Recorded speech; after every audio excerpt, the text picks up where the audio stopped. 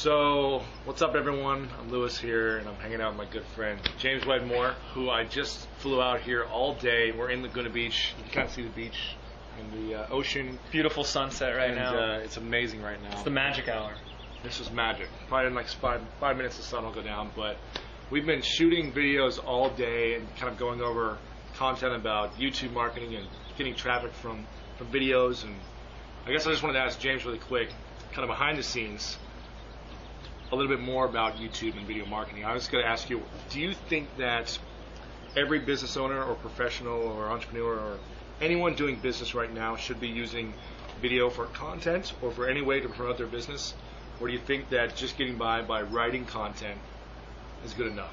Well, we're all familiar with I'm not an SEO expert, but we're all familiar with what's been happening with Google recently. What is it? The Panda Slap and everything.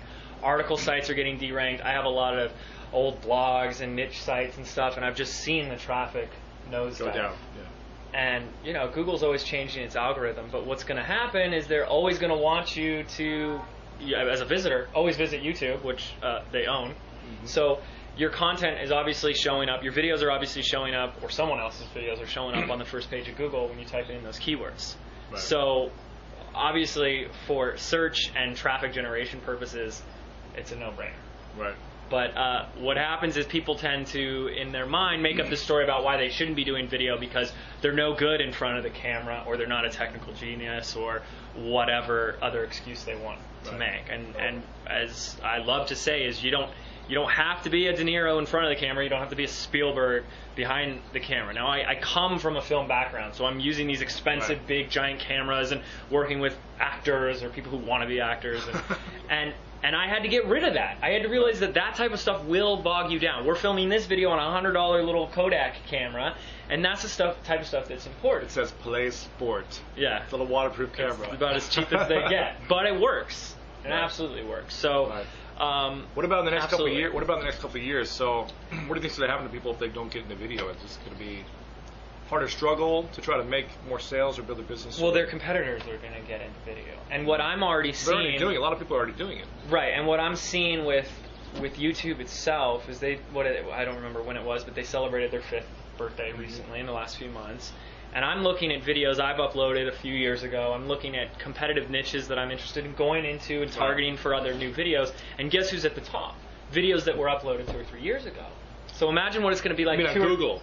On Google and in YouTube. Wow. Whether we're in Google or we're in YouTube, Google and YouTube, if we talk about them together as a whole, they're favoring older videos. Who started first. Right. So, it doesn't mean it's too late or anything now, but do it now so that the people trying to jump on the bandwagon in a year from now, 2 years from now, are not going to be able to compete with you. Now, the advantage you have is being able to, what we've talked about a lot today, optimizing your videos, doing the video optimization side, the market research, knowing the keywords, knowing how to optimize your video before you even create it, let alone upload it, is going to give you the leverage and the competitive edge over those people that uploaded their videos 2 years ago and just put a random title, random keywords, don't know how to do their tags properly and a proper description. That's going to give you the competitive edge today to beat out those people that have a 2-year-old video. Right. So James, you're a film school grad. What is it that makes you so attached or attracted to video in general? I mean, why do you love it so much?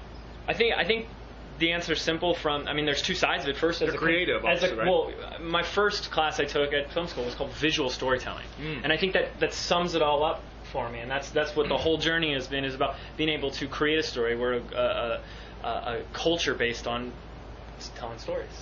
Good marketing tells stories, so we get to use that in our videos. But I'll tell you something that's even more important with why I love video is from a consumer standpoint. When I watch a video, it gives me the gist right away. Like, you see a sales video today, you see videos by someone you think maybe you want to buy something from, you go, all right, who is this guy, who is this gal, I want to check him out. You know instantly, don't you? 80% of our communication is nonverbal. So the body language, the tonality we have, the confidence or lack of confidence that we have when we're talking, we get that funny feeling in our head, like our gut. Butterflies? Not butterflies. We get that before the camera rolls. But as a consumer, you see that person, you go, there's something that bugs me about that person. Or you go, wow, I like that person. And video allows us to do that. It polarizes almost in a sense, right? It does. And bottom line in that rant, what I'm trying to say is that video allows the true, authentic people that really have value, have a real message to shine through and weed out all the spammy people. Right. Which I think is magical. Interesting. You know, so. Or it'll showcase really who's being spammy through their videos as well. Yeah, because you can see it. We've seen videos where like, that guy's a liar. That's annoying. I don't know. You know, I don't trust that person. Yeah, right. So. And so for people, going back to the fear thing, you know, someone who's afraid to get in front of the camera, afraid to be in front of I was afraid. I'm the biggest introvert. I mean, I was afraid to raise my hand in high school. That's how bad it was, like anxiety attacks. The only fear you need to have about being in front of the camera is a fear that if you're not being true with your message, if you're lying, you're going to be afraid that people are going to know that, because they will in a second. So as long as you're sitting here going, oh, I have something great to share with the world, it doesn't matter how good you are in front of the camera or anything like that. You don't even have to be in front of the camera, right? Exactly. You can do like screen capture videos, like a PowerPoint. PowerPoint keynote, absolutely. Right. And those are incredibly more engaging. Or you could do just audio and just put pictures up. Yes. Right? Something like that. Yeah. And it doesn't have to take a lot of time, which I love. Right? I'm a machine of efficiency, so it's about getting it done, getting it up there, moving on to the next thing. Right. So what's going to happen in the next couple of years then? What do you think? Where's video going? Do you think, because obviously now with video sales letters, that wasn't really something that happened a couple of years ago. Right. So are there going to be new things evolving, do you think? I mean, the big shift we're seeing right now, obviously on the conversion side, is that a lot of people are ditching the long copy sales letter. I talk a lot about this with the whole video sales letter. Because no one reads them anymore. No one reads them. They skip the message and they go right to the offer. We all do that. And so this doesn't mean this could be for software, consulting, or coaching, any type of business. Anything you're trying to sell online, anything. People have been using the long scrolling sales letter. Well, now people are ditching that for video.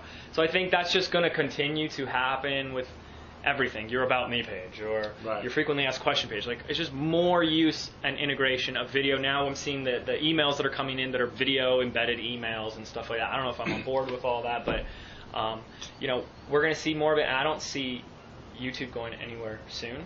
I see it just getting bigger and bigger. Some of the stats we talked about earlier today is people spend this huge majority of their time on YouTube right now, and that they said in this poll that people took that it's like they plan on increasing their usage of video. And the average person right now is spending over 15 minutes a day on YouTube. 15 minutes a day. Yeah. That's pretty good. You know, and so that's basically going to go up. Right. Interesting. Yeah.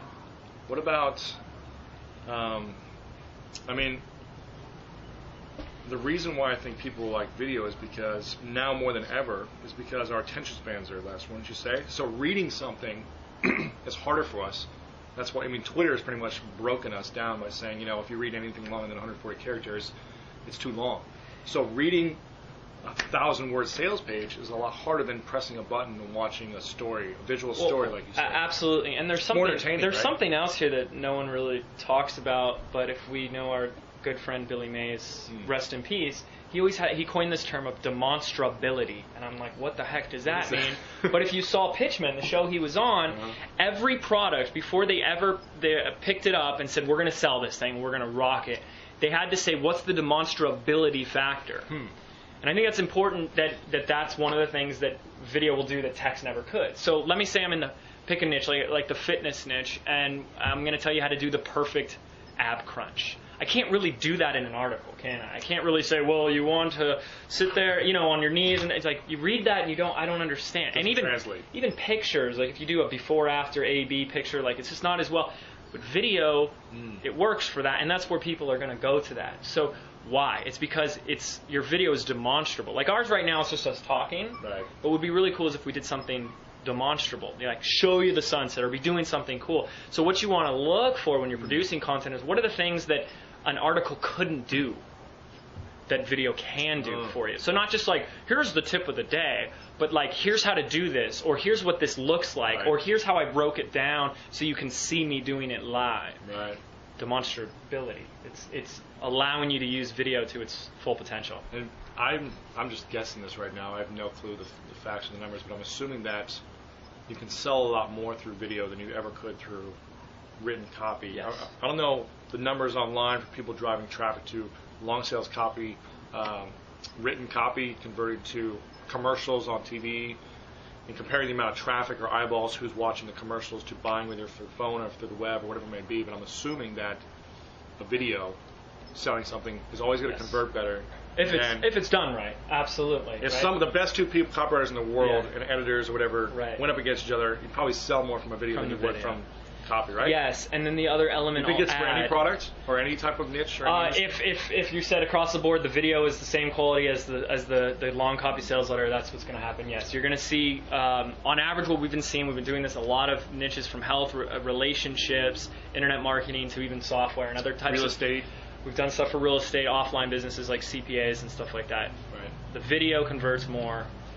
And that's on the conversion side. So once they get to your site, they're going to take more people are going to take action when you're using video over Right. just the copy. Now here's the cool part. Here's the part that Lewis doesn't know, is that if they get to a site with video and they were driven there by video, they're even 10 more times more qualified Really? and ready to take action. Yes, our YouTube leads to so if someone who's watching a video and says, oh, I got to click over here now to this guy's website, and they're taken to another video, they're 10 times more willing to take action and go forward with that. Why? Because they're already conditioned to video. Right. So it's kind of like, let's just hit them with video everywhere we can get, because it's more effective, it works better, you can communicate your message faster and easier, and it just increases conversion. Now, would you say it takes longer to create a video than it would be to write the same article or copy or to? I mean, there is a little bit more. I don't want to lie and say it takes less. I think it depends. We're doing this video right now, and it's going to take as long as it takes to upload it and then you got to put it on upload YouTube. it. You know. But here's the thing. Raise your hand if you hate writing. I'm Right? horrible. And so now we get to finally say, okay, good, we don't have to really do article marketing anymore. And I'm not saying stop some whole piece of your business. Right. If you're getting backlinks and traffic from articles, you never stop that. But video is easy, and we don't have to write.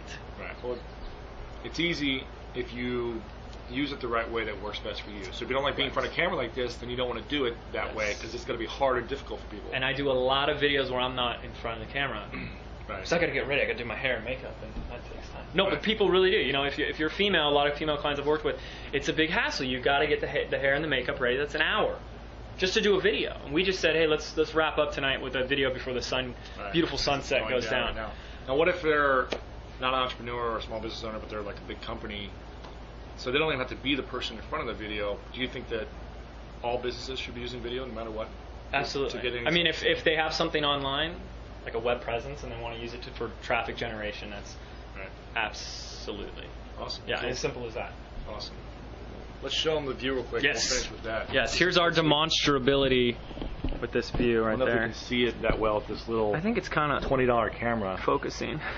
But it's $100. You can see the And then the we can hills. barely see Catalina out there in the distance. Very nice.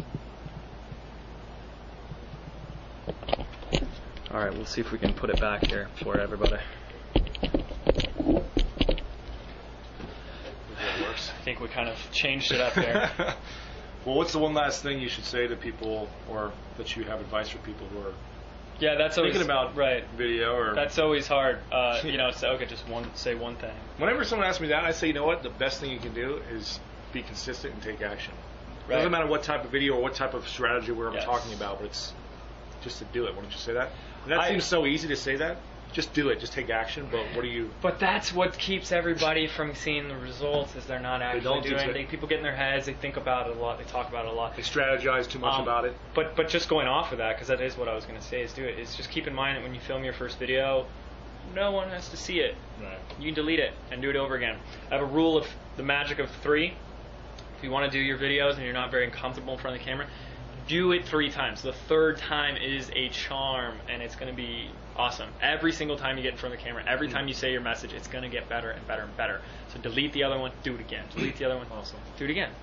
Well, we put together some cool training videos today for you guys, and we'll be updating you soon with where you can get information on it and how you can learn more about using video and specifically YouTube. So, James, it's been a pleasure hanging out all day as the sun comes down in Laguna Beach, and hope everyone has a good one. We'll talk to you guys later.